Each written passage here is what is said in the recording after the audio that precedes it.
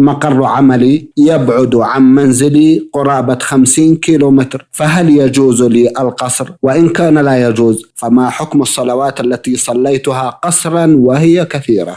بسم الله الرحمن الرحيم. الحمد لله رب العالمين، صلى الله وسلم على نبينا محمد وعلى آله وأصحابه أجمعين. وبعد، ما لا شك فيه أن الله سبحانه وتعالى أباح للمسافر قصر الصلاة الرباعية.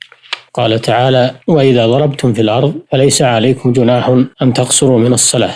وقد كان النبي صلى الله عليه وسلم يقصر في أسفاره من حين يخرج من المدينة إلى أن يرجع إليها، فقصر الصلاة في السفر سنة ثابتة ورخصة من الله سبحانه وتعالى تصدق بها على عباده تخفيفا عنهم ورحمة بهم. والعلماء رحمهم الله قدروا المسافة بتقديرات اجتهادية، والمفتى به في هذه البلاد أن مسافة القصر